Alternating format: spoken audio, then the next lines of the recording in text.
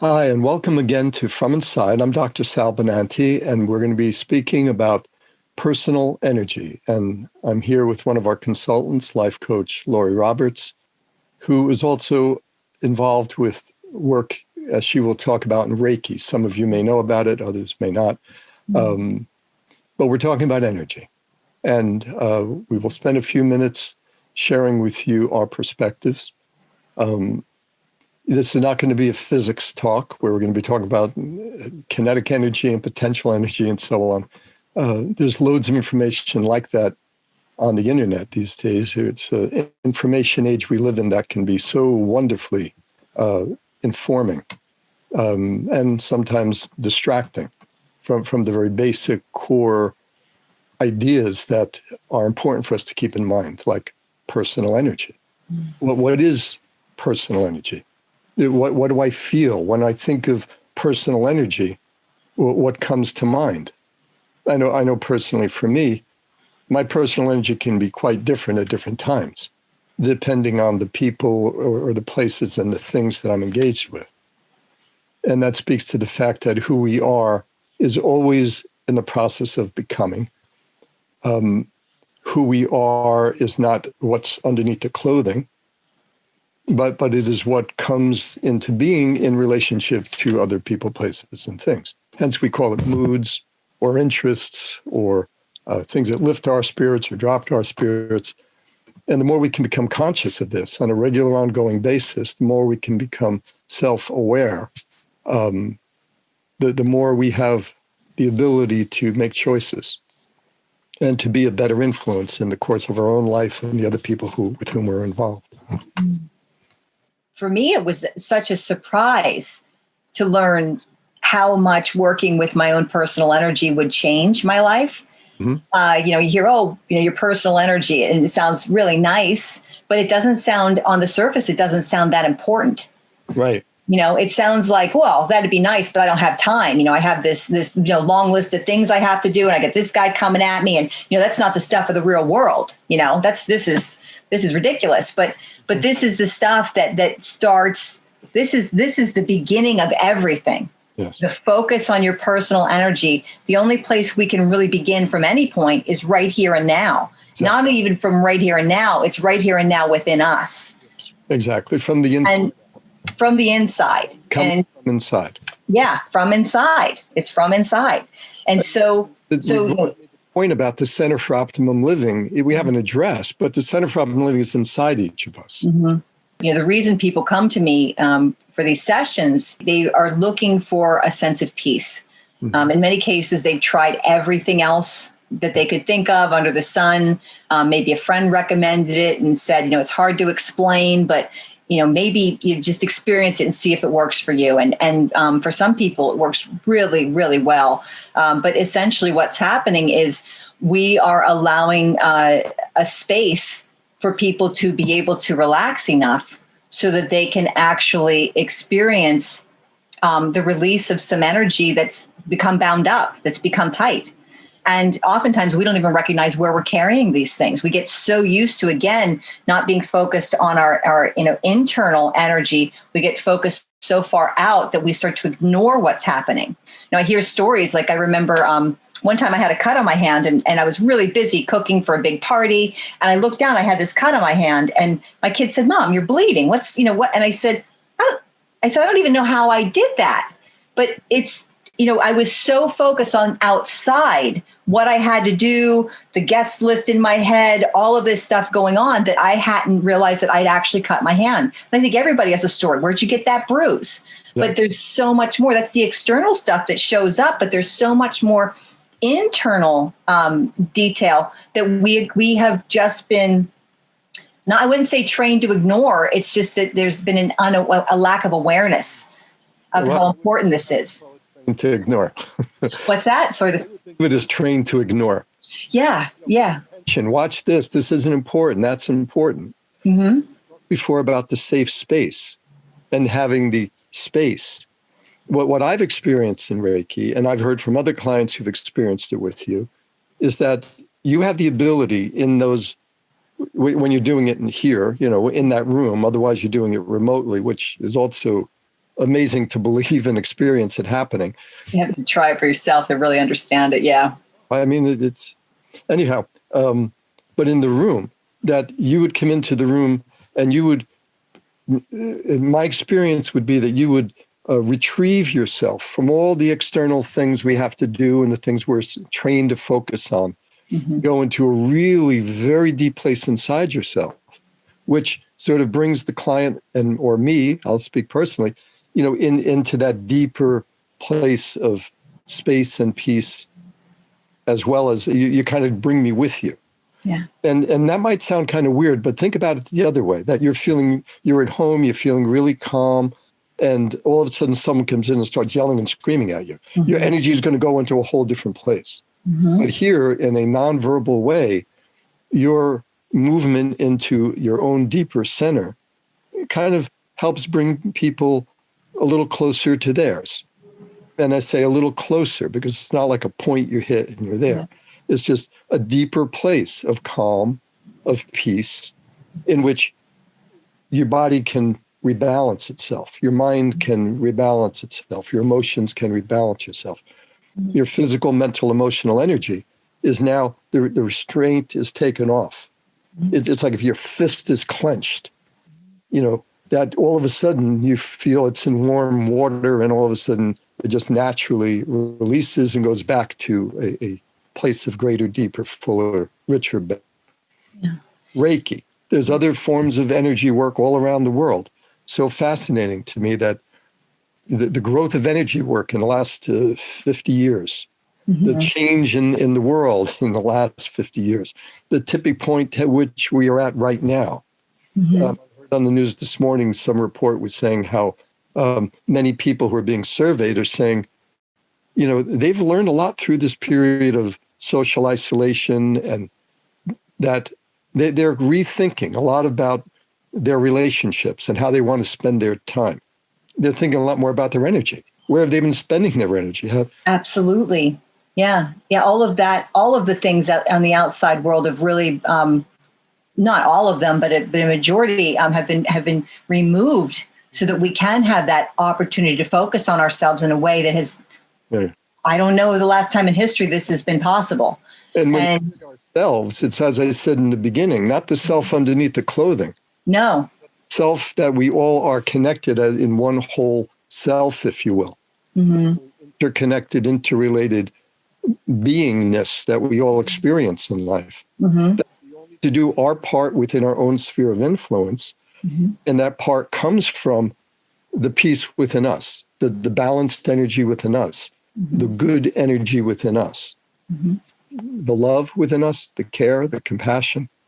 It comes from our best energy. And if I don't sleep well, my energy is not going to be as good. If I don't eat well, my energy is not going to be as good. If I don't exercise and do stress release and strengthening, my energy is not going to be so good.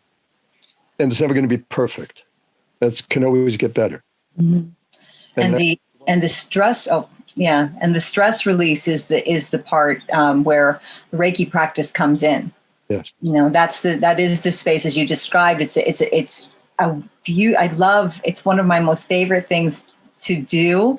I look forward to each and every session I have, because I know for everyone, it was a place that I personally had craved without knowing what I was craving in years past, where I would have, stress coming at me in the form of maybe it was angry people, it was a deadline, there were so many different demands that were asked of me. And I just feel so grateful that there's a space that I've played a part in creating that people can come and feel safer and feel that it's okay for just this window of time to be able to soften, feel even if it's just a tiny bit, to be able to soften a little bit and to understand what true deep relaxation really is.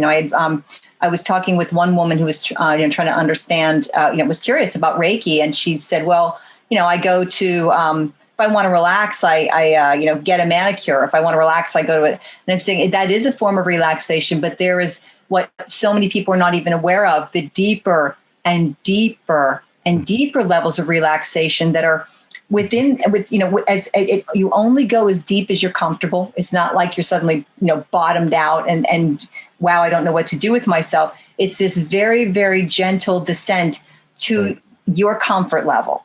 And what I love so much too is the opportunity to be able to work with people, as you said, in this quiet, but I also get to use my coaching skills, the things that I've learned through the years and my experiences with meditation, to be able to help people who ask for it or need it, to be able to help them to trust more in the process and to trust more in themselves above all. Exactly. And to trust in that energy that, I mentioned to you before, my understanding of it is not necessarily, sometimes we are moving away from the things that are uncomfortable because we've been trained to say, well, we want to pull back from the things that don't feel good. That's where all of marketing, is geared toward that. If you don't like it, here's something that we could fix it. Mm-hmm. But it's a little bit of the opposite, in that when I feel something now, a tightness within me, or there's a sense of stress that I pick up with clients that I understand is coming forward, rather than doing something to ignore it or push it down, it's actually the opposite, and allowing it to feel safe enough that it can loosen and just offer a little bit of release. Energy, as you said, energy is emotion, energy in motion. These things need to come forward so that you can gain some relief and understand that stuff is coming forward because it's just not serving you anymore. It's stuff that you're ready to grow past. Exactly. And as interesting as it is, these descriptors you give, they don't come close to the experience. No, it's so true. I think of times that either in Reiki or in meditation or other things I've done where it's like I go to such a deep place. Initially, it's a place that's a feeling of, I don't ever want to leave here. I know. But then there's another part of me that is like, now I feel recharged, refueled, and I feel ready. And I want to come back. Yeah. And I come back with a very different energy. That's why we all need practices of various sorts. And I love Reiki because you don't have to do anything. You just lay there and you're done. Yes. Yes. And you just, to be able to, well, it's interesting. As I say, just lay there and be done. In the ancient times of the pre-Socratic philosophers, many of them spoke about what they called incubation. And many of the temples, they'd have places where you would go, and essentially you would just lay there for hours and hours and hours and lay there. And of course, no television, no iPhones. You're just in quiet darkness for hours. Yeah. And I'm sure there are other ways to add to that, breathing techniques and so on. But you'd literally go into a very, very deep state of meditation. And the most sensitive people would emerge with prophecies and so on and so forth. Mm-hmm. I don't know if you can emerge with prophecies, but you may emerge with a sense of deeper knowing and more clarity. And now I know, and some clients who I've worked with have said to me, there's been something that was niggling in my brain, and I had the Reiki and it came out and it was like, now I knew what I needed to do. Yeah. Yeah, that is the amazing part. Well, it's to me all amazing. Like I said, it's such a rare and beautiful opportunity to have a space like this. It's just, right. Like I said, I feel so lucky to be able to share this with everyone. But it is amazing what comes out of the Reiki experiences, where I had some clients that have said, I had a memory that I wasn't even aware that I still had. Exactly. And it came forward and it just tied in with this thing I've been dealing with, this, conflict or this worry. And it just gave me all the answers I need. And, or it's just suddenly I feel like the things that were bothering me, I can approach them now. I feel more calm and centered, and I feel there's a strength that's come forward, or simply just, I'm not even worried anymore. I forgot what I was upset about. That happens a lot, and there's so many different things that come forward. It's every single session, as I say to my clients, I said, every single session is different. Every single session for every client is different. It's just layers, as you've described, when I ask you, well, what would you like to work on? And you say, the next layer, let's just keep going. And that's exactly right. How many times in life do we have an opportunity to be able to just let go and see what wants to come next, not what we have to make come next. What we don't have to reach out and make anything happen. We just allow whatever is within us to come forward, because now is a safe place to trust that what comes forward is what needs to come forward. And that's a very, very different mindset from what we've typically been taught. And what many people call the culture of fear, as opposed to a culture of faith, in which I want to be aware of what's going on. And I accept, yes, this is going on. So now I know adjustments that I want to influence, or movements I want to make. But, we're talking about personal energy. I think of when I was a kid, I was raised Catholic, and sometimes I'd be saying the rosary. And before I'd start the rosary, and then when I was done with the rosary, my energy was so different. I felt so different. Mm-hmm. Or when I moved into New York, and I remember thinking, wow, I'm going to be here for quite a while. I want to pick up a hobby.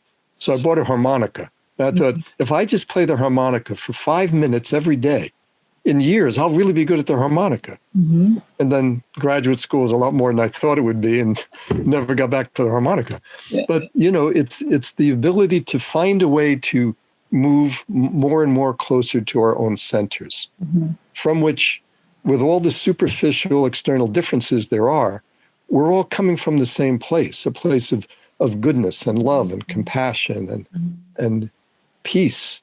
Mm-hmm. And everyone says the world, we need to make it better. Okay, well, that's where it's going to come from inside. We all need to grow up. We all need to rise up into more of the potential. We talk about potential energy, the potential that we have for our energy, the energy that came in when we were born, the energy that goes out when we die. And then what it does on the other side, well, it either comes back or it stays or whatever. But while we are here from birth to death, we have a responsibility, the ability to respond to what's going on around us from the best of our own energy.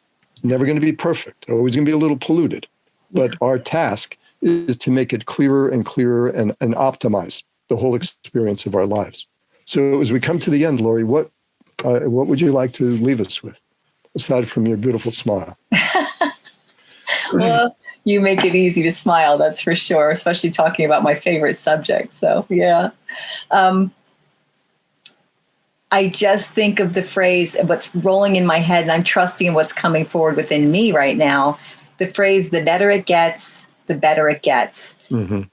And when we focus, this was part of my conversation with my son earlier. I said, if you're cooking, if you want to make a beautiful dinner for the people you love, do you go outside to the garden? Do you dig up the mud and the rocks and maybe the old rusty nail? Do you throw that in your pot, or do you choose the vegetables? Do you choose the healthy, fresh things that are nourishing?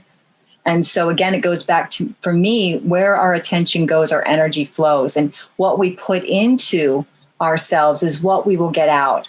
And if we are kind, and if we are nurturing, and if we are attentive, is where it all starts. If we are attentive and bringing that kindness to it, that's when things will shift. And we don't know where it's going to go. Where attention goes, our energy flows, but we don't know where the energy is going to take us. Mm-hmm. But it's going to take us ultimately to where we need to be.